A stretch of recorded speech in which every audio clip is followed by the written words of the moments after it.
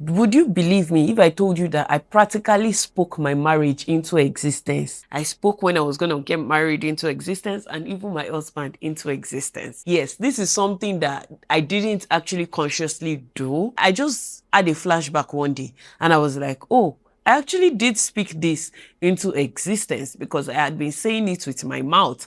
And what that has taught me is that if I can use my own mouth to create a reality for myself, it means you can do the same for your own self. So what are you using your mouth to build? Words are not just how you communicate, they are actually how you construct your life. Welcome to episode 1 of our alignment series, and today we're going to be talking about the power of words. My name remains Timitope. This is a channel where we use timeless principles, scientific and data-backed principles to teach you how to live an intentional and purpose-driven life. Please remember that each episode builds on the last. So it's very, very important that you watch all the episodes together. Before you even watch this episode, go and watch the video we did before this one if you have not seen it, because it's very important for you to understand the context we are going in respect to this one. Also, please subscribe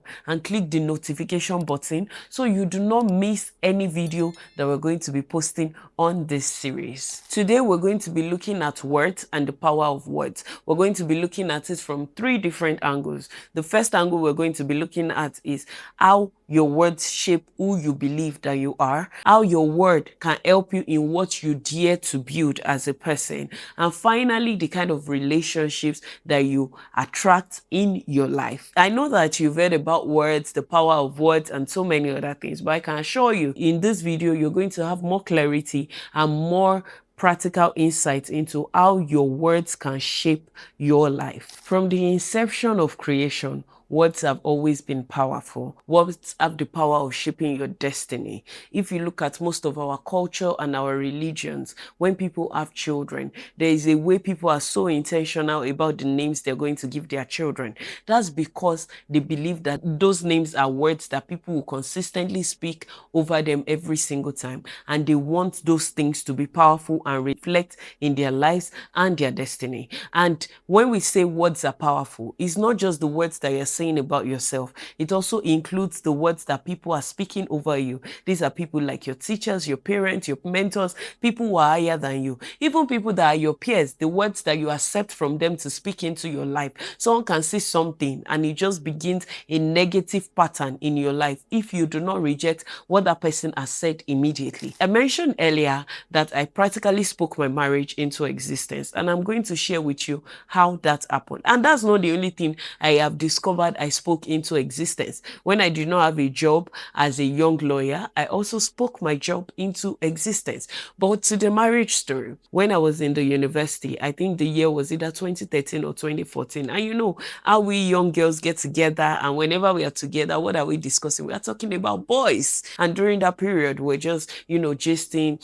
and many of us were just asking, when would you like to get married? When would you like to get married? When would you like to get married? And I just said, I would like to get married in 2020. And my friends were like, why 2020? 2020 is far and everything. I said, it's not far. That's when I want to get married. If I tell you why I chose 2020, you will see me as someone who is very fickle. But I just chose 2020 and stuck to it. It's not anything deep. And after I said I wanted to get married in 2020, a friend of mine said, what if you meet a man who tells you that he doesn't want to marry in 2020? And I said, then he's not my husband.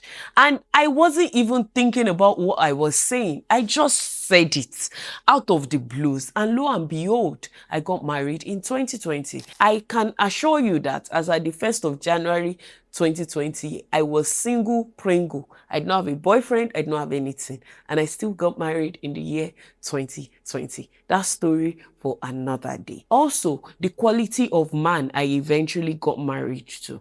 I was very intentional when I started seeing how marriages were falling apart and things that were happening around me, women not getting as much support as they should have been getting from their partners. I got intentional that I'm not going to get married if the man is not kind, if he's not loving, if he's not this, if he's not that. And I am so grateful to God. In fact, I was as specific as I would not like to marry someone who is a lawyer.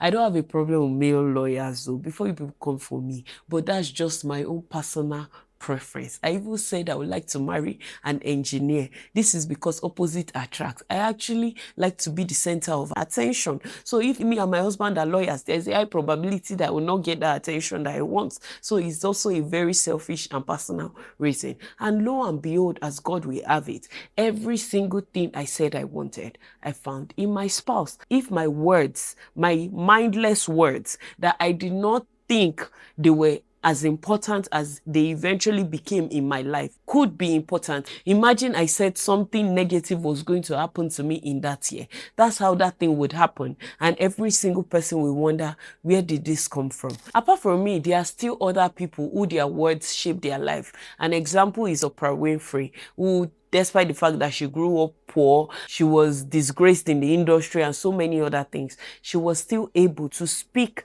words into her life that has gotten her to the top of her career. Also, in neuroplasticity research, it is believed that if you consistently say a particular thing about yourself and you believe it, that thing will begin to create a neural pathway in your brain that's just going to make everything align for that thing to come to pass. The psychologist Ethan Cross says that intentional self-talk helps to improve your mental health, your resilience, and overall well-being as a person. Before any great thing ever came to life or came into existence, it must have first been spoken. I remember when I desired that I wanted to have my own office space. I want to stop working from home.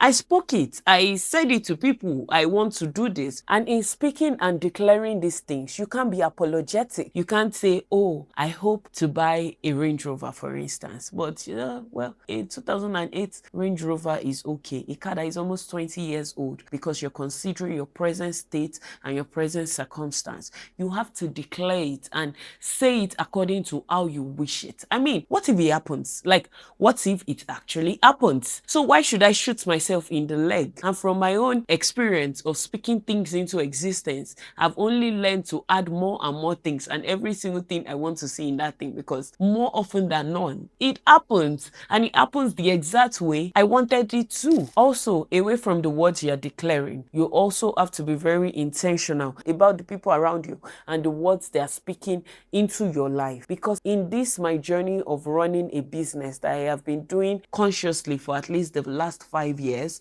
I would say that the words people have spoken to me have really encouraged me more often than not to go to the next level. I'm going through a bad day, I'm sharing with my partner, and my partner is telling me all the good words and telling me all the great things that he thinks I can do. We do great work for a client, and the client is telling us, oh, this is fantastic, thank you so much, I am glad to be working with you. I speak to my parents and they're speaking life to me. They're telling me, oh, they're so proud of what I am doing and every other thing. All these little things eventually adds up and lets me know that I can follow my dream, I can forge ahead. An example of you declaring what you want to see in your world is Muhammad Ali. He declared himself as the greatest boxer before anybody acknowledged him. In fact, when he first of all said he was going to be the greatest boxer, people laughed at him. They thought it was a joke. They thought it was funny. And that is how you have to have the power to speak things into existence. Every single time I tell myself that Star Tennis is going to be a tier 1 law firm, and I am not apologetic about it, because that is the goal. Another major example that I even love so much is Jim Carrey. He wrote himself a $10 million check when he did not even have anything. He probably did not even have $10 at the time. This was when he was just starting out in the acting career, and he forwarded the check to be cashed in 10 years, and he kept that check with him. Lo and behold, when the 10-year mark came, he had more than $10 million. He had done a whole lot of movies. This is how you should speak your life into existence. Look at your life into, where do I want to be in the next 5 years, in the next 10 years, and start speaking the words that you want to see in your life at that time. Even if you don't get to where you were aiming to be, I can assure you that you will be very, very close. Following this thought process is the research that was done by Dr. Gail Matthews of Dominican University, where he said that people who mostly achieve their purposes in life are people that write out what they hope to achieve and keep reading it out loud to their hearing. The act of speaking creates commitment to that thing that you have desired to achieve. This is also one of the central themes of one of my absolute favorite books in the world, Think and Grow Rich by Napoleon Hill. If you've not read that book, please, I advise and highly recommend that you get a copy. In that book, he gave a principle for success, which is that have a date for when you desire to achieve that thing. Write it down. You achieve so thing by so date. When you've written it down, you should write the product or the service that you're going to sell to achieve that thing. You will write the process as well. And when you're done, every single day when you wake up, you keep reading it out loud to yourself. First thing in the morning and last thing at night before you sleep. And you would see that all of those things will eventually come to pass in your life. It's important for you to know that speaking your dreams into existence or talking about your dreams exactly how you want it to be or even bigger is not a form of pride. It is a form of you participating in what you want. Just see it as the world giving you a blank check to say, write whatever it is that you want on it. But at this time, instead of pen and paper or having a check in your hand, it is your words and your mouth that you're using to write this check for yourself. It's important for you to know that this voice that you've been given is not just for your own life. It's also supposed to benefit the people that God has placed around you. So you have to always speak with kindness. One of the benefits of people who are living with purpose is you understand the fact that you have the power to bless. Someone does something, you speak to them with kindness. You speak to them with soft tone. There's nothing like this is how I am. Those are things that shouldn't even exist in your vocabulary as someone who is chasing purpose. Of course, we're going to discuss that in another video, but it's important for you to understand that the words that you're speaking to people are seeds that you're sowing in their lives, whether positive or negative. Aside people like maybe your friends, your co-workers, your teammates, your subordinates, one set of people that you must always sow the right seed in their lives are your children. You cannot, even under whatever circumstances or whatever frustration you say you feel, curse your children or say things that are wrong to your children, because you're like a mini God to your children. So whatever you say into their lives, especially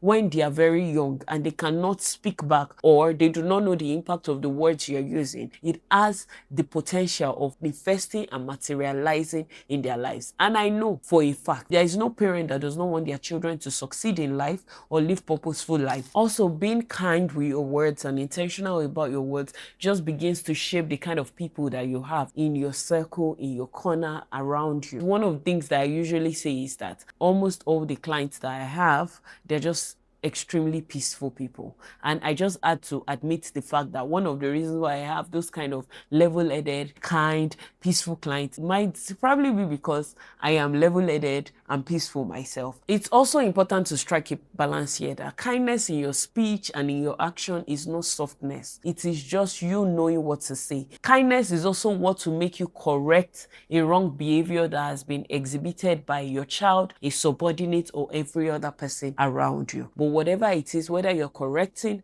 whether you are reprimanding, it must be done with the best intentions and it must be done in love. One major example of kindness in words being exhibited was Mandela. After spending 27 years in prison, he came out. He had the opportunity when he came out to say something that could have caused a civil war in a country that was practically hanging together by a thin thread. Instead of choosing chaos, instead he chose peace and aligned himself with the people who had oppressed him. Also, in developmental psychology, it was discovered that children who were consistently spoken words of affirmation, positive words to, are children who tend to have more confidence and excel in life. So now I'm going to ask you, who in your life do you know is probably playing small? They're not working in purpose simply because they have not known the potential that they have in them. Once you determine who that person is, leave this video as soon as it is done and go and tell them who they really are. Now, to summarize the conversation that we've been having, it's important for you to know that you can speak the world that you want into existence. I mean, I shared my marriage story with you guys. Secondly, you should know that your words determine the level of the thing that you build.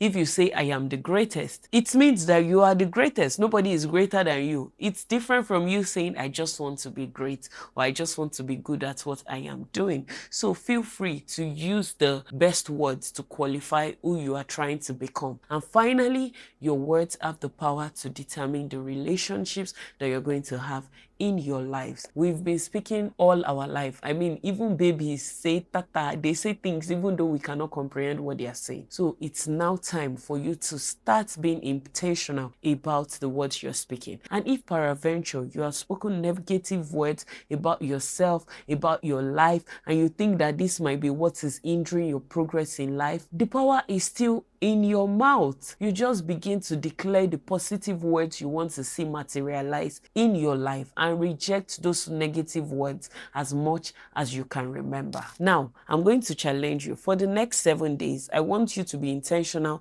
and pay attention to the words that you speak over yourself, the words you speak about your future, and the words you speak to the people around you. Also, I want you to tell me in the comment section, what was the word that was said to you by somebody that greatly impacted the quality of life that you had? In this situation, it doesn't have to just be positive words. It can be negative as well. Just share it with me. And if it's something you don't want to type in the comment section, I totally understand. You deserve your privacy. All you need to do is send an email to me at buildwithamy@gmail.com, and I will be glad to read it and respond to your email. Don't forget to like this video, share it with every single person that you know. And if you've not subscribed, I mean, we spoke about it at the beginning of this video. What are you doing? You should have subscribed by now, especially because we're going to be dropping episode 2 on this series very soon. And that one, we're going to be talking about prayer, not from a religious perspective. You do not want to miss that video. Till I see you next time, I remain Timmy Tope.